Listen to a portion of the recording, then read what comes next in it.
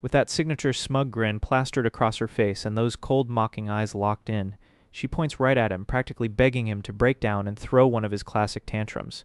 And honestly, the fact that this girl is his childhood friend makes it so much worse, but right there in that very moment, something inside him cracked, something buried deep in his soul finally gave way. Meet Takayashiki Rua. She is absolutely not your ordinary girl. On top of being one of the hottest idols in the game right now, she also happens to be the granddaughter of Takayashiki Tao, the chairman of the Teikon Group, which is basically Japan's most dominant corporate empire. Her wealth and influence put her on a completely different level from the average person. She's essentially a real-life princess walking among commoners. Then there's our main guy, Suzuki Kazuma. Dude is about as ordinary as it gets. Gloomy, plain, zero friends. He's the kind of guy who sits at the very bottom of the social food chain without even trying. The one and only thing that gives him any kind of identity is the fact that he can call himself Rua's childhood friend. Hard to believe, but he literally spent his entire life operating as her shadow. But here's the thing that was never what he wanted. He never had any interest in being special or standing out. All Kazuma ever wanted was something simple. Real connections, friends, a girlfriend, and just a normal, everyday life. And it's not like he just accepted his situation without pushing back. He actually tried to express how he felt, but that did not go well. Rua, with straight venom dripping from every word, asked him if he was stupid. She told him to know his place, that he was a worthless, gloomy loser, and that his only value in life was being her childhood friend. Nothing more, nothing less. That role alone had already used up everything he had, and he needed to get that through his thick skull. Her words rang in his ears like a curse he couldn't shake, one she'd been placing on him for years, and yet even then, he couldn't stop longing for something more. It was at the start of spring, his first year of high school, when he got a text from Rua herself. She was asking him to meet up at the station the next day at 3 p.m. because she and some friends were heading to karaoke, and she wanted to know if he'd come along. He figured the ya she mentioned must have been Hayagi Ayaka, that flashy girl from school he'd somehow never actually spoken to. He was genuinely confused about why they were even inviting him, but then the message mentioned something he'd said about wanting friends, and more importantly, a girlfriend. The text encouraged him to take that first step by joining their group. His eyes literally lit up reading that. He thought this might finally be his shot at changing, and he wanted it badly. He dressed up the best he could, even went to get a fresh fade at the barber. This was it, his moment. And as he gripped the door handle, he told himself that this was how it started, the new him. Then he walked in, and the entire room erupted in laughter. They mocked him for actually showing up, made fun of his fade, said he smelled like he'd just walked out of a hair salon. They even came for his jacket, and Rua, she laughed the loudest, pretending to tell them to stop while making it very clear she found the whole thing hilarious. The only one not laughing was Arya, who sat off to the side with zero amusement on her face. Kazuma didn't say a word, he just stood there, drowning out the noise until the realization settled in. This was all a setup. Rua stood up and taunted him, asking why he was just standing there awkwardly, cheering him on to cry in front of everyone because she'd apparently bet 10,000 yen that he would. Ignoring her completely, he asked her quietly just one question. Had he done something wrong? He just wanted to understand what he'd done to deserve this, and with that devilish smile, she told him it was obvious. He was her slave, he existed to entertain her. And then she finally said what she'd apparently been holding back. She couldn't stand the thought of him being her childhood friend. That was the line that broke everything. Kazuma's eyes went wide. It felt like something physically shattered inside him, like chains being snapped loose, the sound of a bond being destroyed. That was it, the last straw. And with those hollow dead eyes, he looked straight through her and said simply that he felt the same way and that they should cut ties. She could not believe what she just heard, furious. She demanded to know what he thought he was saying, insisting a loser like him had no right to talk back to her, but Kazuma was done. He clenched his fist and with a sudden burst of pure rage, he slammed it through the table like it was nothing. Then he turned toward the door, said it was settled, and walked out. Standing in shock, Rua's crew started talking about how lame Kazuma was and told her not to worry about it, but her friend Ayaka made a sharp observation, asking if he had actually just broken the table. As they all gathered around in disbelief that a human being could do something like that, Rua stood apart from everyone, shaking with rage. She couldn't wrap her head around how someone like him had managed to crack her confidence even slightly. And yet, in spite of all her fury, she screamed that she'd never forgive him for ending their friendship. Meanwhile, Kazuma was outside feeling like a completely different person. The world itself seemed brighter, almost glowing. He wondered why he'd let her control him for so long, because honestly, going through high school alone was way more appealing than selling his soul to someone who wore a human face, but clearly wasn't wired like one. He had made his choice. He was done living in her shadow. For the first time in a long time, Kazuma felt free. That same night, we get our first look at the man who actually runs everything behind the scenes at the mighty Teikon Group. Takayashiki Tao. He's sitting there with a stern, unreadable expression, staring down at some documents. That is, until Rua calls out to him, and his entire demeanor just melts into warmth. She tells him that Kazuma had been mean to her and threatened to cut off their friendship, but that little announcement immediately catches the attention of another person in the room. Rua's cousin, Takayashiki Kikura, turns around in disbelief, asking if Rua was serious. Rua confirms it, saying she herself could barely believe that Kazuma had actually stood up to her. Still skeptical, Kikura suggests that maybe Rua had been the one to say something cruel first. And Rua, with the most casual energy possible, admits that yeah, she might have called him her slave, and also told him that being his childhood friend was the worst. Well, there you go. They all basically saw that coming, because of course he'd be upset after hearing something like that.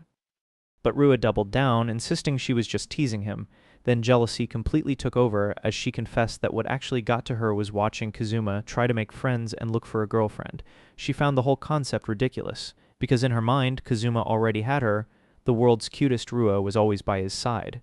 The very idea of him getting close to another girl was unthinkable. That's why she felt justified in teasing him. Because in the whole world, she's the one who understands him the most, because, and here it is, she loves him. That was all her grandfather needed to hear to completely switch sides and declare that, yeah, actually, this was all Kazuma's fault. Kikura was the only one in the room who wasn't buying it and gently pushed Rua to just apologize. But Rua stubbornly shot back that since Kikura used to be Kazuma's mentor, she could just sort it out herself and get him to apologize and confess that he loves Rua, and while she's at it, maybe throw in a kiss too. Kikura, completely done with this conversation, turned to her uncle and asked if he had genuinely been planning for Kazuma to marry Rua. He confirmed it without hesitation, explaining that's exactly why he had Kikura train him in martial arts and leadership. Plus, Rua liked him, and a talent like Kazuma's was one of a kind. Kikura, gazing at her fan, had to agree. She said she had never encountered anyone quite like him, explaining how ever since elementary school he'd been deliberately scoring just above average, graded out of 5, intentionally keeping himself in the middle to avoid standing out. It had all been part of his training to remain Rua's shadow. But here's the wild part. If he were to ever stop that and actually aim higher, Kikura said it wouldn't just shake the school or even the country. It would shake the entire world. And on top of that, he'd always been popular with girls without even realizing it. So many girls had transferred out of schools over the years because they liked him, yet he never noticed once. Rua stood tall hearing all of this, proudly claiming that was her Kazuma, and Chairman Takayashiki nodded, saying that's exactly why Kazuma was a worthy candidate to one day run the company. But Kikura saw something further. Now that he had cut ties with Rua, he no longer had any reason to hold himself back, and she could already feel it. Things were about to spiral, and they did. Starting the very next day, the hallways of Taikon Academy buzzed with tension, and right in the middle of the corridor sat Kazuma's desk and chair. His alone. The message couldn't have been clearer. He had gone against Rua, and this was his punishment. Of course, the ultra-privileged princess would stoop to something this petty just to prove how cruel and spoiled she really was. Still, Kazuma didn't flinch. He calmly laid out his options. Option 1, drag the desk back to class and endure the ridicule. Option 2, file a complaint with the staff.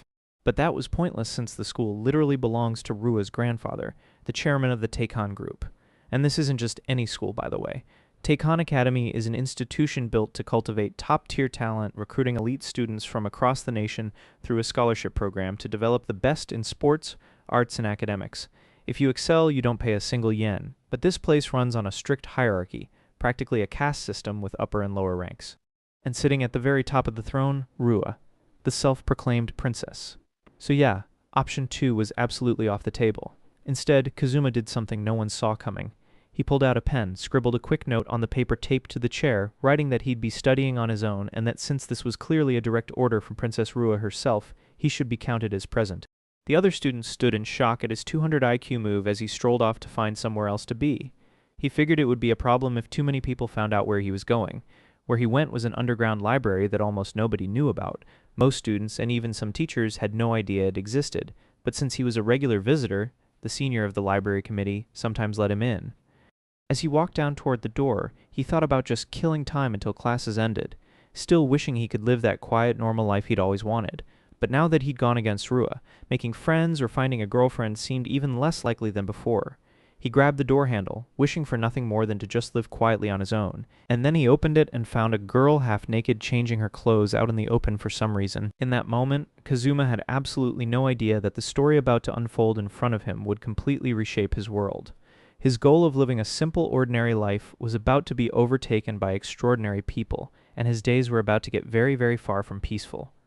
On the other side of things, with over 1,910,000 subscribers watching, a single girl was stirring things up online. The conniving Rua went live on her channel to vent about someone who had seriously ticked her off.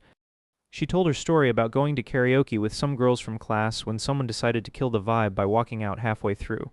Tragic. She leaned into the camera and addressed her loyal subjects, telling them that if the party's going strong, you never be the one to wreck it. But then she shifted gears and dropped some big news. She was teaming up with a new voice actress named Minato Aman. Not only did they work at the same agency, but they also went to the same school. Their debut CD was coming soon, with their first live event scheduled for the following Sunday at Shine Mall. And with that, Rua signed off as thousands of comments flooded in with support and admiration. Back to the present, Kazuma, now standing awkwardly in a doorway he very much should not have opened, lowered his eyes and apologized for barging in. The girl inside, clearly startled moments before, bowed slightly and introduced herself as Minato Aman. Apologizing right back for raising her voice, feeling guilty for not knocking, Kazuma asked if she had also heard about the secret spot from the library committee head. When she confirmed it, he figured he wasn't the only one who knew about it and offered to wait outside, so she could change. A few minutes later, a man gently invited him back in and apologized for the wait. But Kazuma was curious. Why was she changing in there at all, and why into her gym clothes of all things? A man explained she had been looking for a quiet spot to practice her singing and dancing, since she was a voice actress preparing for a major upcoming event. That's when it clicked for Kazuma. She was from the entertainment world, just like Rua. Another one of the Academy's elite picks. He glanced around and noticed an oversized mirror she'd brought with her. Clear proof of her dedication. But it also raised a question. Why wasn't she in class? A-man's eyes dropped that morning. When she had arrived at school, her desk and chair had been placed out in the hallway with a sign reading, "No seat for you." Kazuma froze. He knew this setup. The humiliation and suddenly her teary eyes from earlier made complete sense. Then his phone buzzed, multiple messages, all from Rua. She was demanding to know where he was and asking if he'd seen her newest video. She even threatened to drop his name in her next live stream and sick her fans on him unless he dragged his desk back to class and begged. Just from the look in his eyes, you could tell he was disgusted. He turned his attention back to Aman, but was still puzzled. If she was a scholarship student at Taikon, why was she going through all this trouble? Even as a voice actress, she wasn't exactly popular, and she knew exactly why, her face, her voice, but Kazuma wasn't letting that slide. He dug into his bag and told her he couldn't quite see her face properly because of her bangs, but her voice was actually pretty cute, and look at her reaction. He got her blushing. She pushed back, insisting there were tons of people with better voices, and that compared to Rua Takayashiki, she was nothing, but she still somehow ended up forming a unit with Rua, which probably explained why she was getting harassed. During Rua's livestream, Aman's comments section got hit with messages saying things like Rua's reputation would tank by teaming up with her. Harsh, but it raised the question, why was Rua even agreeing to the unit? And when Kazuma casually referred to Rua as a pig, Aman couldn't believe what she just heard and warned him that talking like that about Rua at school would cause serious trouble. But since it was just the two of them, this guy's intrusive thoughts were running completely unchecked. Aman confessed that the decision to pair them together hadn't been hers. The agency made the call since she was seen as plain and gloomy. They figured she'd be the perfect background act behind Rua's spotlight. Brutal, but that was just Taikon music for you. Everything revolved around pushing Rua forward. Kazuma didn't doubt for a second that the desk in the hallway stunt was Rua's doing. Even though the agency was the one pushing the pairing, Rua clearly couldn't stand being matched with someone she considered beneath her. Before he could even finish his thought, Aman cut him off. She was okay with being a supporting role. It was a rare opportunity and she wasn't going to waste it. She wanted to give everything she had, and those words genuinely moved Kazuma. He asked if that's why she'd come to the library to practice, and when she said yes, he couldn't help but smile to himself. He thought she seemed really cool, and with that he offered to keep her company, even if all he could offer was feedback from a total amateur's perspective. Before he could even finish asking, a man's eyes lit up. She gently took his hand, smiled, and said she was counting on him from now on. And up close like that, Kazuma noticed something. This girl is way cuter than that pig Rua could ever hope to be. Time flew, and before either of them realized it, lunchtime had already arrived. A man had been going hard since morning without stopping once, and Kazuma was starting to worry she might be dehydrated when suddenly a loud, obnoxious voice echoed down the hallway calling his name. Rua had found him, and she came in hot, demanding to know where he'd been all morning. She'd noticed he'd blocked her on Messenger too. but somehow convinced herself it was because he was too overwhelmed by how beautiful she was to even look at her. Meanwhile, Kazuma walked right past her, like she wasn't even there. That's when some guy grabbed his shoulder. One look was all it took for Kazuma to completely break down this person's entire character profile, like he was running a background check. The guy's name was Asano, a scholarship student and promising player from the baseball club. The fact that he was hanging around Rua instead of at practice said enough. Kazuma told him he could stand to take some notes from a man's book, but Asano was already winding back a fist, ready to swing.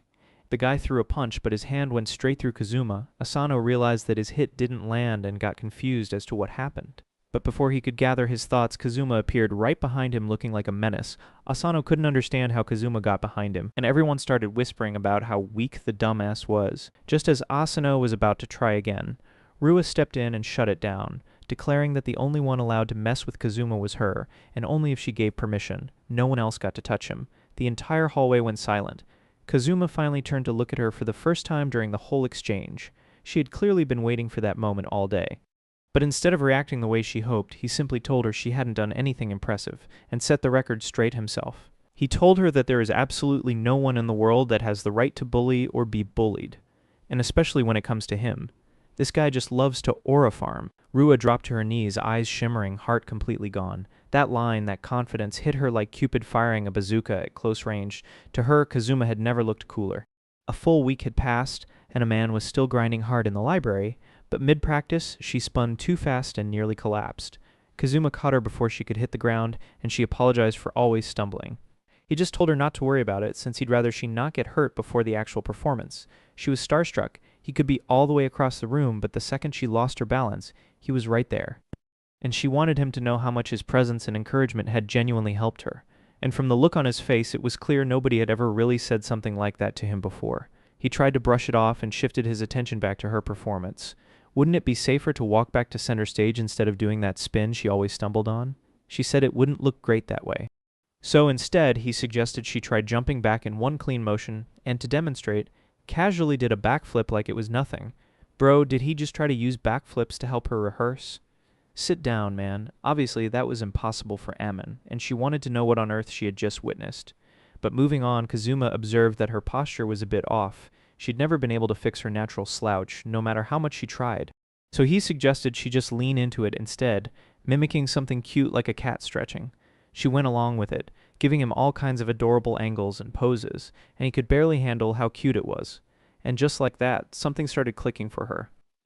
He suggested having her designer add cat ears and a tail to her outfit, and she was completely on board until she remembered it wouldn't work for her performance with Rua, since it wouldn't match the concept and she was supposed to stay in the background anyway. Kazuma paused and asked if that was really okay with her. She thought about it and said that since singing and dancing weren't actually her strongest skills, she'd prefer if he watched her practice acting instead. She was a voice actress after all. Her dream was to perform as an anime character. That's what she was working toward, hoping this performance would open more doors down the line, and Kazuma couldn't help but think how genuinely positive she was. Especially when talking about voice acting, she came alive. He quietly confessed that he envied that feeling, since he didn't really have any dreams or goals of his own. All he'd ever wanted was an ordinary life he could be proud to call his. And she didn't hesitate. She told him that if it was him, she had no doubt he could achieve exactly what he wanted. And that smile he gave her afterward, you could tell nobody had said something like that to him in a while. Feeling a lot closer to him in that moment, a man worked up the nerve to ask something more personal.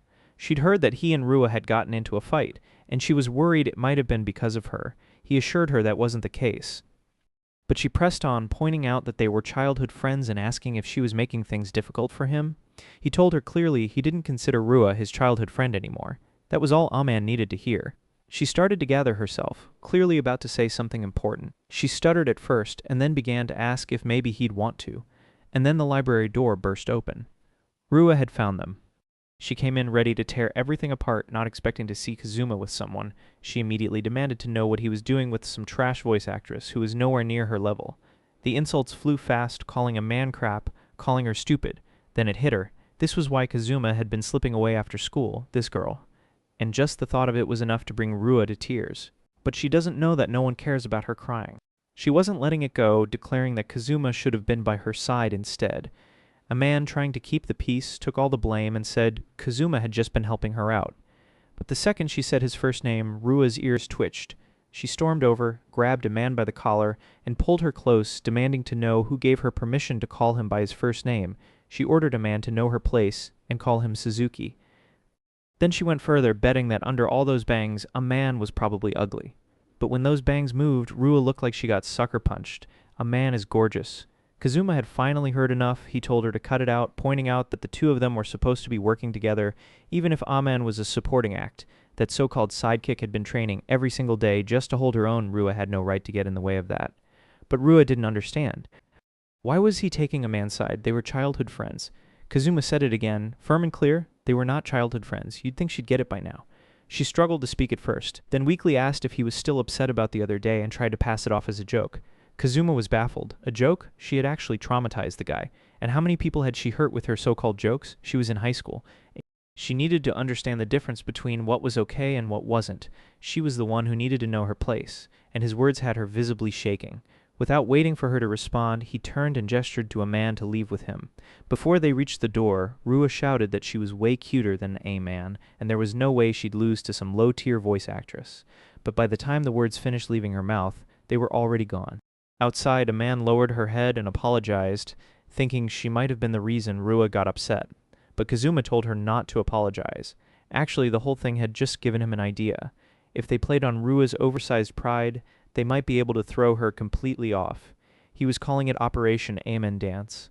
After a quick stop at a nearby convenience store, he handed her a cute black cat ear clip and asked if she had a YouTube channel. He wanted her to film herself doing the cat dance wearing it and post it, promising it would get attention. A man, like most of us, had almost no subscribers and doubted anyone would see it. But Kazuma told her to trust him. She did, but he wasn't done yet. He asked if she'd be willing to lift her bangs during the recording, pointing out that she was genuinely cute. Just the thought of people looking at her face made her anxious, and hiding behind her bangs helped her feel safe. Kazuma asked if the agency had ever brought it up, and it made sense that they hadn't since her look suited the supporting role image they were building. He pieced it together quietly and thought to himself that she really should have been going solo from the start. As it turned out, that actually was the plan. After the upcoming event, the unit would be disbanded anyway. A man said it like it was no big deal. But Kazuma was disgusted. Of course the agency would do that. Since Rua's grandfather owned it, everything was always going to favor Rua.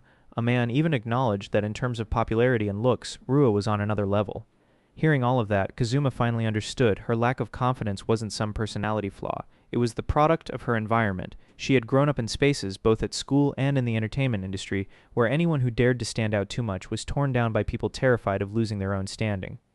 Of course, her confidence had been beaten down. She'd been surrounded by that her whole life. She then called out to him using his last name and asked if it was true that he and Rua were childhood friends, mentioning that Rua clearly liked him a lot. Kazuma found that more annoying than anything at this point, but he told her something simple. She could call him Kazuma instead. A man practically glowed. She asked if he'd call her a man then, and he just did it, no hesitation. She turned absolutely red and immediately started scolding herself for reacting that way when she was the one who asked. But with a fresh burst of energy, she looked up and declared she'd give everything to the video shoot ahead.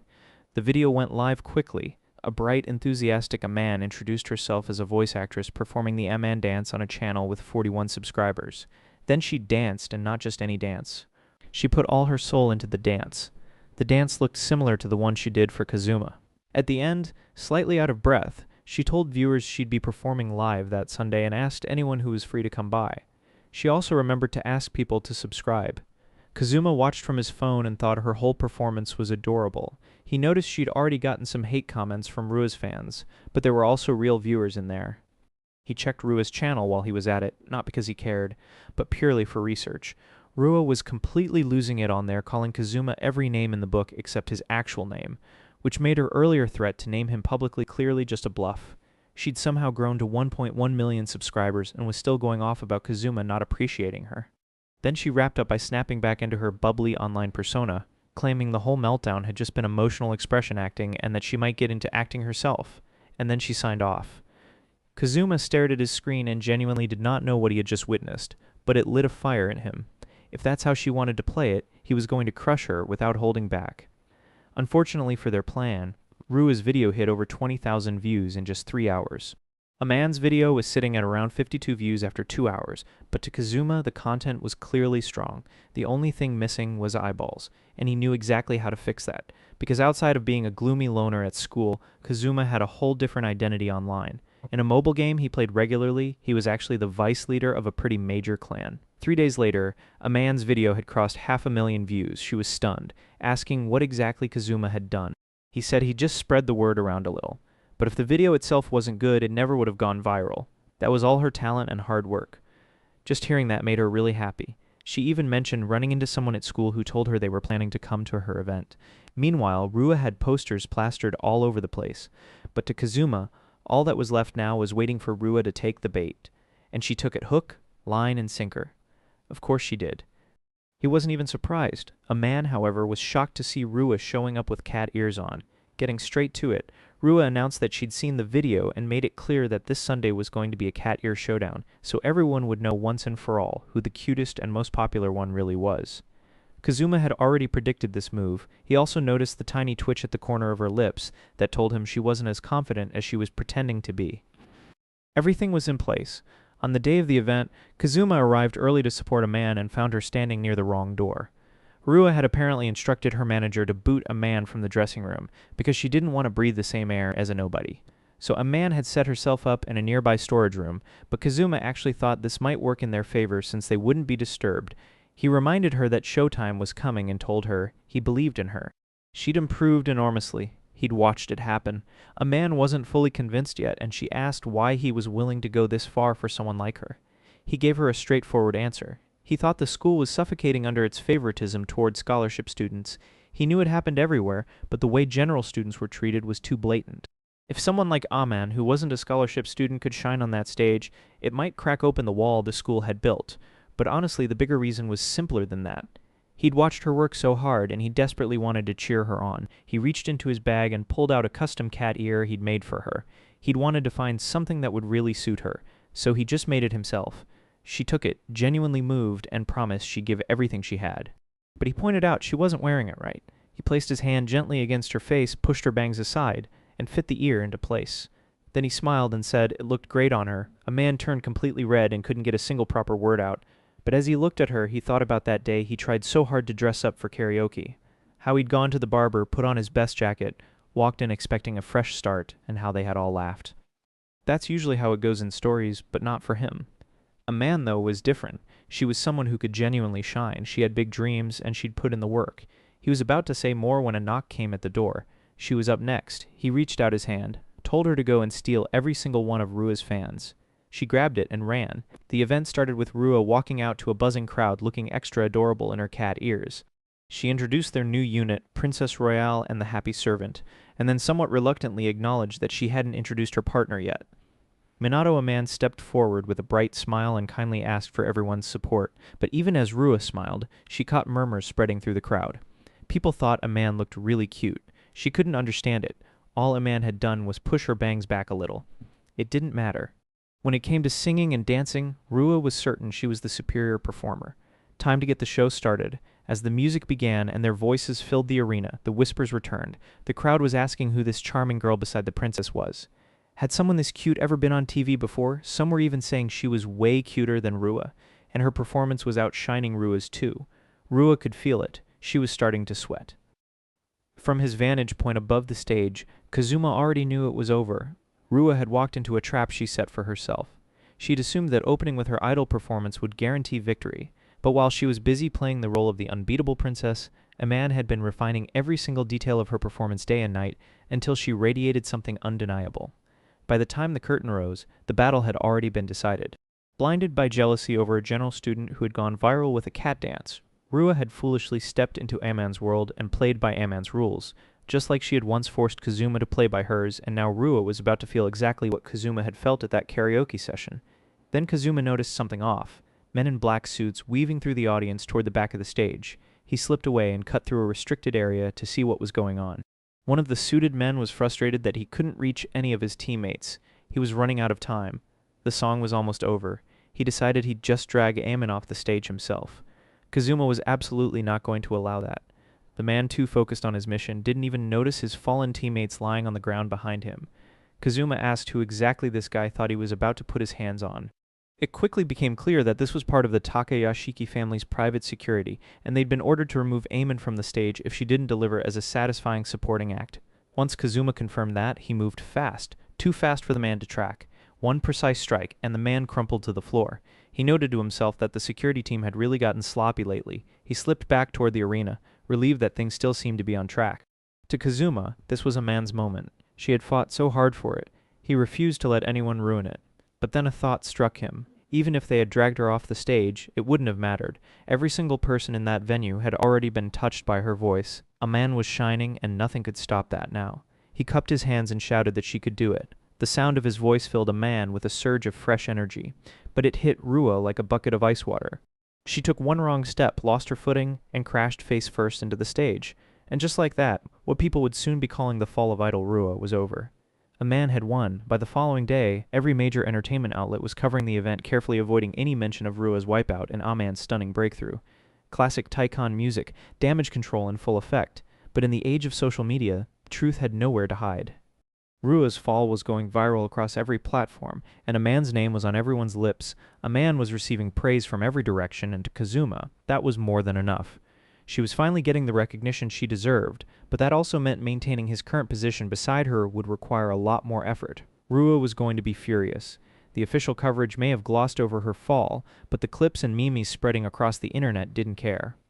And Aman's star wasn't going to stop rising, which meant Kazuma's existence would increasingly become a problem for Rua, the self-declared ruler of Taikon. So for now, he decided he'd fade into the background and quietly watch Aman's success from a distance. He turned to leave. Kazuma, Aman's voice cut right through the crowd.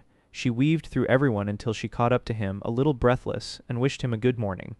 Then she asked if he'd help her practice again after school, because she'd just gotten a call about a new audition.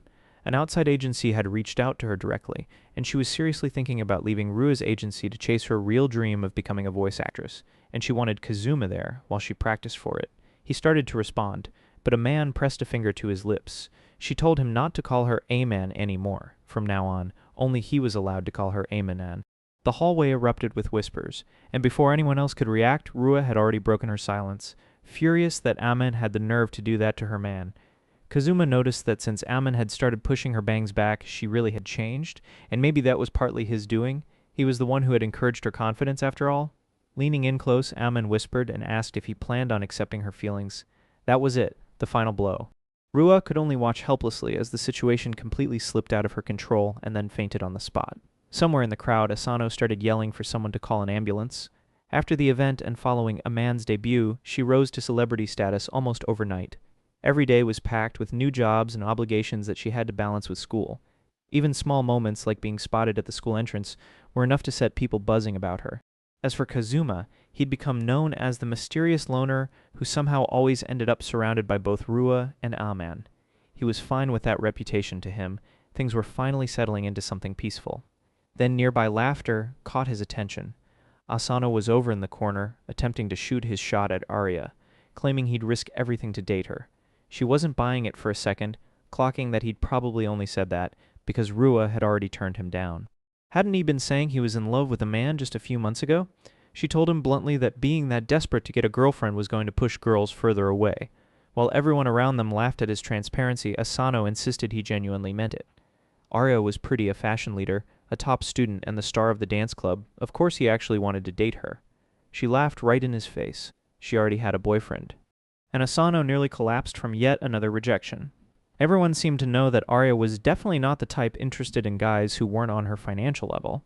Asano pressed on anyway, claiming he had money and could at least treat her to tea.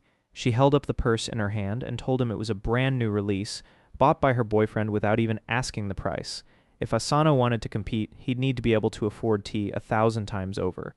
That finally got through to him.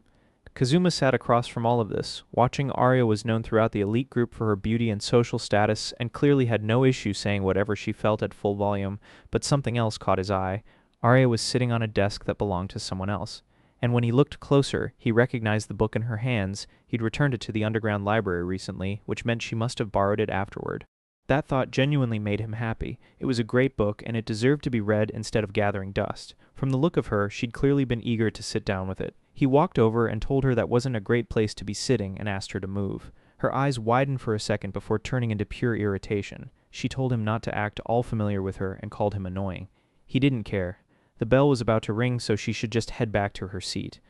She got even louder, pointing out there was still time, and it was none of his concern. And while Kazuma stood there thinking about how stubborn she was, he also remembered seeing her at that karaoke session back in Chapter 1. She'd given him a cold look back then, too. Maybe she actually disliked him, but whether she did or not, he had no other option. He simply scooped her up in his arms and gently lifted her off the table. The entire class was watching in stunned silence. Her face went completely red. Kazuma, completely unfazed, called out to the student whose desk it was and told her now was the time to come and clean the seat. As that girl rushed over to wipe down her chair, Kazuma gently lowered Arya back down to the floor. She stood there head down for a moment before snapping. She demanded to know what he thought he was trying to accomplish and warned him not to mess with her. But before she could continue, Rua walked into the room, cheerful and wishing everyone good morning. The whole class went silent like someone had hit a switch. Rua approached Arya from behind and whispered, asking if everything was okay and if Kazuma had done something, not wanting any part of dealing with that kind of energy. Arya quietly said it was nothing, but Kazuma had to say it again. He didn't belong to Rua. He told her that clearly. They were strangers now. Rua tilted her head down and asked why he kept saying such cruel things, claiming that even when he'd been siding with that garbage voice actress, she had been thinking about him the whole time. And for the last time, he told her he only stood by people who worked hard, not lazy, arrogant people. And then he walked back to his seat. Now that Kazuma had cut ties with Rua, he was finally able to start doing things he'd actually wanted to do as a regular high school student. The first thing on the list, a part-time job. He wasn't sure what would suit him, but he came across a maid butler cafe with decent pay. It actually made sense in a strange way.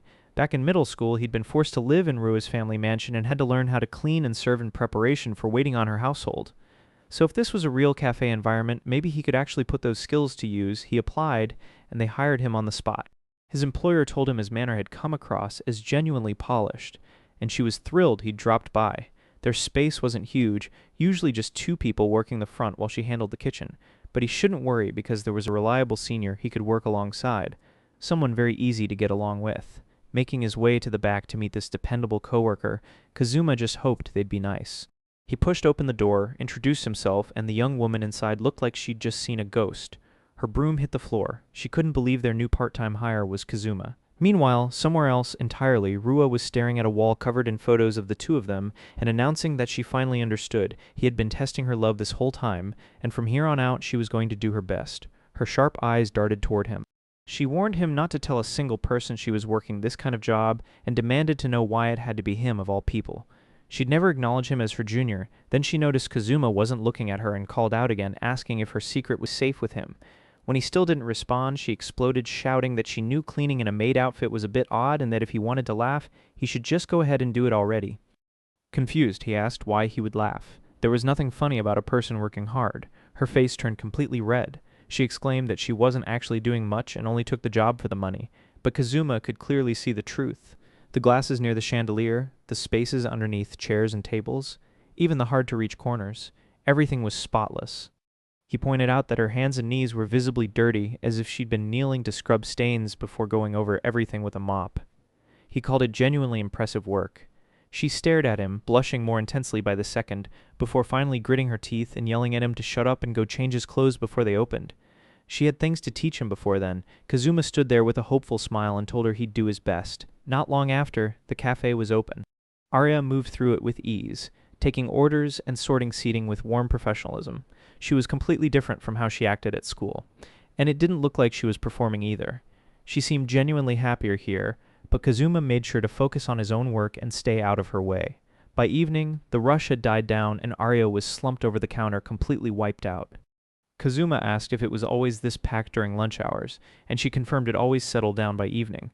He mentioned how tough it must be to balance work and school while also being in the dance club. She sprang up with a grin and said she was a genius, so she'd be fine. Then she flipped it back and asked if this was his first part-time job. Though she admitted she couldn't quite tell from how quickly he was moving, he said all that mattered to him was not getting in her way. She insisted he hadn't been in the way at all, and that she should actually be thanking him. Then she caught herself and pulled back. She was getting too friendly with an enemy. Kazuma asked why they were even beefing. She said it was obvious. He had cut ties with Rua. That should have been reason enough, but he told her he had no grudge against her or any of her friends. She brought up the karaoke incident, saying he must have hated all of them. He denied it and figured that misconception had come from Rua's influence over her perspective. When she finally accepted that, she also admitted she had been following Rua's lead without really thinking. He cut her off. It didn't matter to him what came before. What he saw in front of him now was someone he actually respected. She was efficient, careful, and serious about her work. From now on, he wanted her to teach him, and after a pause, she agreed. But then she brought up something she'd been sitting on all day. Earlier, when a male customer had kept following her around, Kazuma had stepped in. He said he was just trying to make sure customers had a good experience. She saw right through it immediately. She'd been watching him all day. He finally admitted it. The customer had been acting strangely, repeatedly putting his hand into his pocket in an unnatural way, with eyes that were clearly casing the place. A pickpocket. She admitted she had sensed something off about him, too. Kazuma asked why she hadn't just kicked him out. She said she couldn't do that to a customer. He told her not to take it too seriously, and if that guy ever came back, she should let Kazuma know so he could handle it. She thanked him quietly, and as she leaned a little closer, she noticed just how genuinely kind he was before they were interrupted by the door swinging open. A man walked in cheerfully, calling out to Kazuma. She'd heard he was working part-time and had come to visit. But then she paused, looking at Ara like she'd seen her somewhere before. Kazuma picked up on that immediately. Ara had frozen completely solid. She clearly did not want anyone from school knowing about her job here. Kazuma mentioned that Ara probably had something to take care of in the back, and she gratefully took that exit. Kazuma brought Aman a cream soda and apologized for the wait. She couldn't stop gushing about how beautiful the restaurant was. She said she'd actually gotten some extra time from her manager today, and since Kazuma was her motivation, she figured this was the perfect opportunity. The tuxedo was clearly a bonus. She took another sip and said she was really happy right now, and that was genuinely all Kazuma needed to hear. Things with her voice acting work seemed to be going well. The 3 main voice actors for her new project had already been cast. A man then asked if Rua had come by the cafe yet. He hadn't told anyone about the job, but something felt suspicious. Rua had gone quiet for about 2 weeks, which was unusual for someone that famous. It felt like she was planning something. A man agreed it was strange and warned Kazuma to be careful. Then she noticed how late it had gotten and jumped up, leaping into his arms and hugging him tight. She told him she was fully recharged now, thanked him for the meal, and headed for the door. Watching her go, he thought about how far she'd come. Breaking free from guilt, from her old workplace, from everything that had been holding her down. It reminded him of the day he had taken himself back. And just like a man had said, if Rua tried something again, he'd be ready. Hidden around the back of the cafe, Arya peered in and watched the whole thing unfold. She asked herself what was going on between the two of them. Aman, the voice actress from school. She'd heard rumors they were close but hadn't believed them. But looking at them now, they really did look good together. And she was certain Kazuma didn't think about her that way at all. She sat alone on the floor feeling something she hadn't quite named yet. Though one thing was becoming harder to deny, Kazuma really was a good guy. Later that night, Rua went live again. She told her viewers that a close friend had recently told her the most important thing was to try your best. She'd been thinking about it seriously, asking herself what she could do with her strengths to actually help the people around her. The answer, she decided, was to use her platform to speak up for others. She'd talked it over with her grandfather, and he was on board. Starting tomorrow, she'd be going on a 2-week trip with him. She'd be working on becoming a better granddaughter and encouraged everyone to keep working hard together, then signed off. It had been exactly 1 week since Kazuma started his part-time job, and it was becoming very clear that the man was built differently. Still in the middle of changing, the door swung open behind him and Arya walked in. She immediately turned red and started yelling about why he was changing in there. There was only one changing room, he pointed out, and he was basically done anyway, so he didn't mind if she came in. After he was done, she couldn't help but notice that his back was covered in scars. She asked carefully if he was okay. He assured her it was in the past, but that wasn't actually the thing she was staring at, because Kazuma is absolutely jacked. She started openly complimenting him, asking about his workout routine, whether he was in a club, all of it. He mentioned he used to train a little back in the day, then gently pointed out that he was having a conversation with someone who clearly appreciated a good physique. She immediately insisted she'd seen plenty of shirtless people and had a boyfriend who was shirtless all the time. Kazuma reminded himself that he was talking to someone with real experience in love, and that this was just a normal thing to her. That was the framework she could work with that. They eventually just laughed it off and got to work. The cafe was in full swing. Kazuma thanked customers on his way through and tried to gauge whether the rush was winding down.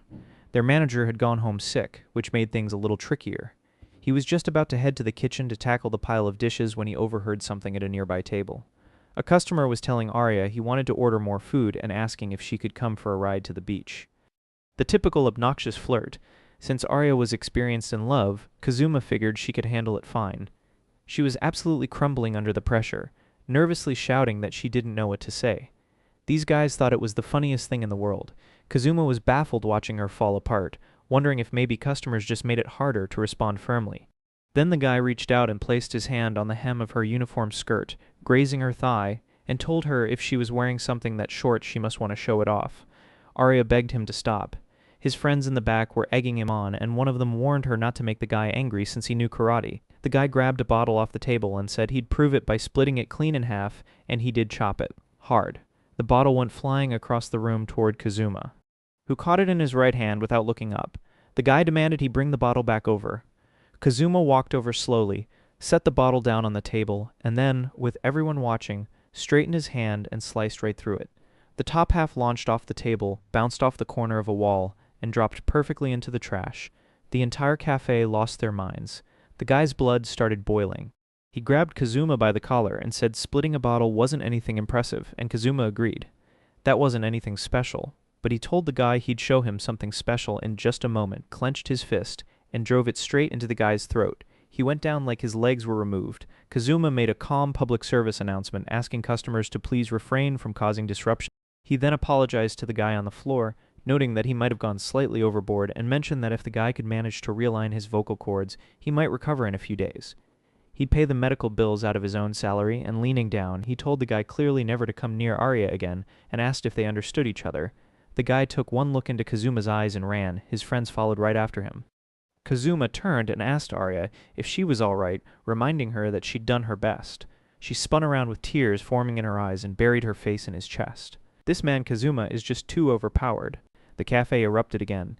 They'd apparently been causing problems at the restaurant for a while, and according to the regulars, Arya had an amazing boyfriend. She immediately tried to clarify that Kazuma was not her boyfriend. Everyone already knew and was just teasing her. But in the middle of all that, Kazuma noticed one particular customer and slipped away. Later, as things wound down, Kazuma mentioned he was stepping outside for a moment because a customer had apparently left something behind. Before Arya could respond, he was already out the door, leaving her wondering why she could never just say what she actually felt. Outside, he caught up to the customer who'd left, mentioning he'd forgotten something. The man recognized Kazuma as the nice waiter from earlier. He checked his bag and was certain he hadn't left anything, but Kazuma insisted he take a look regardless and handed him something he'd spotted stuck under table 8. A listening device, a small chip. The man's whole demeanor shifted. He tried to brush it off with a laugh, saying scary how many shady people were out there, and Kazuma should be careful. Kazuma agreed, especially since he'd already had his hands full kicking out those 3 earlier. But it was the man's composure that gave him away. During the commotion at table 2, every other person in the cafe had been watching. This man had been looking down, quietly slipping his hand beneath the table. The man claimed he was just afraid of making eye contact with those guys. Kazuma looked right at him and called him a rat. The man's expression changed. A cold smile spread across his face, and he threw a punch directly at Kazuma. Kazuma sidestepped it completely, and before the man could process what had happened, Kazuma was already behind him with both arms locked around his neck. The man acknowledged it without much surprise. He recognized Kazuma as the pride and prodigy of the Takayashiki family, so the rumors about the 10 arts were real. Back at the cafe, Arya sat thinking about just how different Kazuma was compared to how he seemed at school. He was quiet and unassuming there, but here he always got things done, and she couldn't quite figure out who he was. Probably Batman, honestly. But one thing she was becoming increasingly sure of was that he was always genuinely kind to her, and she thought maybe when the time felt right, she'd finally tell him the truth. Outside, Kazuma was already getting answers. The man confirmed that the so-called top 10 of the Takayashiki family wasn't just a myth. Kazuma had figured it out right away. Rua had sent him. She'd dispatched someone just to eliminate the girls around Kazuma. The man wasn't going to confirm that directly. It was part of the job. That was all Kazuma needed. He crushed the listening device in his hand and told the man to leave. Whoever sent him should never come near Kazuma again. The man wasn't about to just walk away from a failed mission, though. If he let Kazuma go, he'd be erased from the underground world, and being beaten by a high schooler would ruin him. He had options. Hurt the cute maid back at the cafe and earn Rua's favor, or beat Kazuma and watch his reputation explode. He lunged with a knife. Kazuma blocked it, swept his legs out from under him, and watched him hit the ground head first.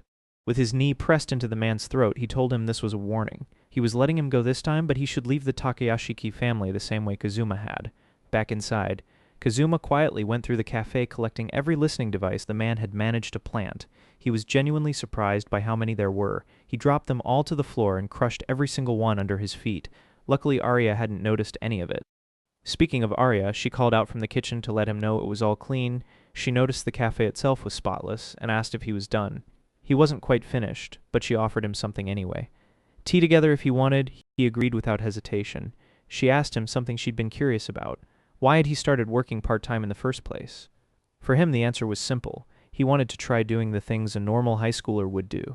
Up until recently, his whole life had revolved around taking care of Rua, which meant he'd never had the chance to do anything normal. She burst out laughing at the fact that he just casually called the granddaughter of the Takayashiki chairman a pig, but she turned it around and asked why she had started working there. He guessed maybe to cover debt. Even though she didn't seem like someone struggling financially, she took a pause and then just said it. The designer bags and name-brand items she always had, fake, bought for the price of a middle school allowance, probably off some resale app. The truth was she was completely broke. Since her dad was no longer around, her family had been in a tough spot and she'd started working to help cover their living expenses. She says that she's the type of girl who always wants to look good in others' eyes and be different from others even though she really isn't. All that talk about being experienced and having a boyfriend in college, lies, all of it. She asked why she was even telling him all of this. She didn't even know herself. But when she lied to him, it hurt her. And she also wanted to apologize for that karaoke incident. Kazuma told her he'd noticed she hadn't been laughing. He figured there was a reason. She said it was because she'd seen herself in him. She used to call him Rua's shadow, but the real person playing servant had been her, swallowing her pride just to stay on Rua's good side and keep her place among the upper ranks. Watching him try so hard to dress up and fit in, she just couldn't bring herself to laugh. She hated who she was, and she wanted him to know that what he was seeing right now was the real her. Kazuma told her that everything he had actually seen of her made him respect her more. She looked stunned and asked if he had even been listening, pointing out that she had just admitted her boyfriend was imaginary, and that she had just been faking her way through being wealthy. He told her clearly that he didn't care about any of that. The boyfriend, the brand names, none of it. What he respected was the maid who gave everything she had to her work. She insisted anyone could have done it. He said it wasn't just anyone. To him, Arya was the cutest and most honest maid he'd ever seen. She turned red and told him not to compliment girls so casually because his girlfriend might get upset. He just said, who? She meant a man. Obviously, weren't they dating? He said they weren't. Her eyes went wide. She knew A-Man was completely crazy about him. If a popular and pretty girl was ready to be with him, he should just go for it. He thought about it and said that dating someone just to have someone to show off wasn't really what he wanted. That response completely short-circuited her. She started blushing and said he'd said something cool again. So they had established they weren't dating. And with that knowledge sitting right in front of her, it felt like the perfect moment. She started to ask if maybe someone like her could. The door behind them slammed open. Rua swept in, greeting Kazuma warmly and calling Arya a stray little kitten, and she hadn't come alone. She explained that she'd lost contact with her operative, and the signals from the listening devices had all gone dark, but of course she added with a proud smile, that was to be expected of her Kazuma. She asked if he finally understood now that everything she did was for him. Kazuma still had no idea what she was talking about. Then Rua introduced the new asset she'd borrowed, Hinokami. A small but extremely dangerous new assassin of the Takayashiki family. One glance at her and Kazuma already clocked that she was highly skilled. Rua might not have needed a top 10 operative just to deal with Arya, but she was willing to go to any lengths to remove every obstacle standing between her and her love. She didn't mind becoming a demon if that's what it took, but she had no idea that in trying to awaken a demon, she was the one waking up a devil. She turned her attention to Arya and asked, with that cold edge in her voice, what some worthless nobody thought she was doing with her Kazuma. Arya was visibly rattled. She asked how Rua had even found the place. Rua informed her that she had known about this job for a long time. Since they were classmates, she'd had everything about Arya investigated. The fake bags, the imaginary boyfriend. She knew all of it. She'd found it entertaining for a while. But she couldn't overlook someone with no value trying to get close to Kazuma. So this meant war. She would cancel Arya's scholarship and have her expelled, all because she dared to flirt with Kazuma. She turned on Arya with pure venom, calling her a two-faced snake right to her face. Kazuma stepped in and told Rua to stop. This was her fault, not Arya's. Rua snapped that it had nothing to do with him, and that this was a matter between women. Rei stepped forward, prepared to act, and for a moment her eyes and Kazuma's locked. But Rua wasn't done cutting into Arya, bringing up the story Arya had told about her boyfriend driving her home after a classy date and kissing her goodbye. She called it embarrassingly fake and cringeworthy and asked when she should break the news to everyone. She was pushing Kazuma further and further past his limit. He grabbed Arya, pulled her close, and kissed her on the lips. Rua nearly short-circuited, but now it wasn't a lie anymore. Arya had her first kiss, and once Rua processed what had just happened, she instructed Rei to kill the girl standing in front of her. Rei moved immediately, dashing straight at them. Kazuma shoved Arya aside, dropped into stance, and launched a backward kick at Rei's stomach. She barely managed to block it, but the force sent her flying across the room before she landed back on her feet, facing Kazuma. Arya stood off to the side, completely confused about what on earth was happening. Kazuma wasn't playing around anymore. He taunted Rei to come at him, ready to show her what a real elite could do. But Rua called out to Rei and told her not to waste time on Kazuma. Go for the girl instead. Rei took a moment, adjusted her stance, and then launched herself at Arya, leaping clean over Kazuma. A hidden blade had slid out from under her boot, descending directly toward Arya. Kazuma grabbed her leg midair, forced her head toward the ground, and with his free hand sliced the concealed blade clean in half. Strangely, Rei smiled. A faint blush crept across her face. Kazuma let go of her leg and told her he understood something now. She'd probably been itching to fight all along because fighting was the only real freedom she was allowed as someone treated like a machine. He called her name and asked why she hadn't chosen to cut ties with the Takayashiki family. She was caught off guard. He told her simply that freedom was a possibility she could consider. She could start over, get a part-time job even, and actually thinking about it, a maid outfit might suit her surprisingly well. Her eyes slowly lit up. Then Rua started losing patience and screamed at them to stop getting friendly with each other. She had no intention of letting anyone walk away from her. She repeated the order for Rei to kill Arya. When Rei didn't respond, Rua spiraled, and like a machine forced back into factory mode. Rei slipped back into her combat stance. It couldn't be helped. It had taken Kazuma a long time to break free himself. If it came down to it, fighting was the only way forward. Then the cafe door burst open. Kukura walked in and declared that was enough. Even Kazuma hadn't expected to see his master there. She smiled at him and said it had truly been a long time. She immediately began apologizing for the princess causing trouble again. Rua insisted Arya was the one at fault, but even if that were true, Kukura pointed out that ordering someone's death was a bit much. The misuse of Takayashiki resources and Rei's abilities for personal reasons had gone beyond any reasonable limit. If her grandfather ever found out those resources had been used to harm a friend, she asked Rua what she thought would happen. Rua had no answer. Kikura told her she'd sweep it under the rug on the condition that Rua apologize to Arya and go home. Rua stubbornly insisted she had nothing to apologize for. But when Kikura's hand tightened on her shoulder, she finally gave in. She walked over to Arya and said that maybe calling for death had been a bit much, and that she was sorry. Even Kazuma was stunned. That was the first time he'd ever seen Rua apologize. Maybe she had actually reflected on something. Arya then looked at Rua and apologized too. She said she'd been lying this whole time and that she was genuinely sorry. But that apology made Rua's ears twitch, and she immediately sprang forward again, declaring that getting close to Kazuma was absolutely unforgivable. So no, nothing had really changed. Kazuma took back every thought he'd just had.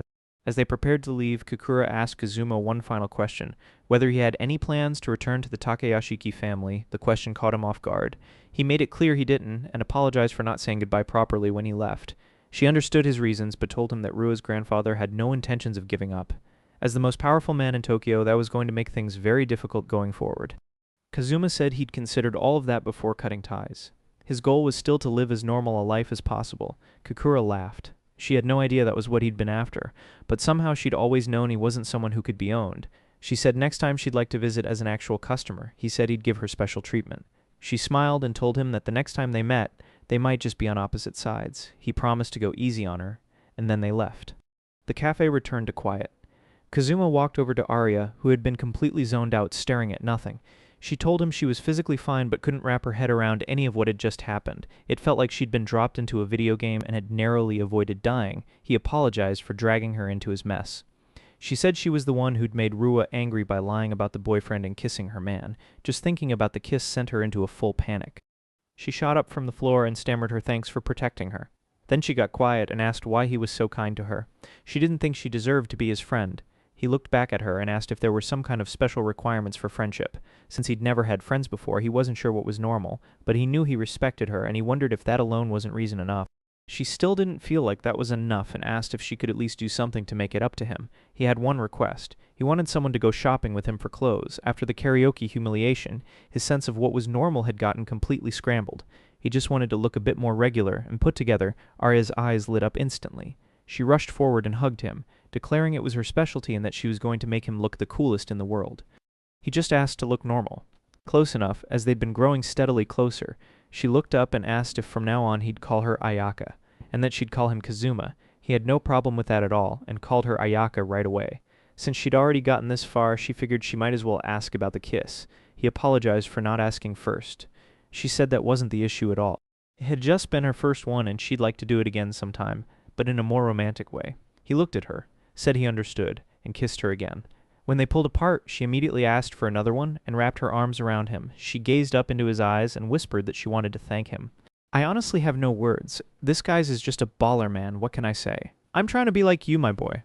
Hope you guys enjoyed the manga recap, and while you're at it, make sure to check out my other videos. If you guys have any manga recommendations, make sure to leave it in the comments section.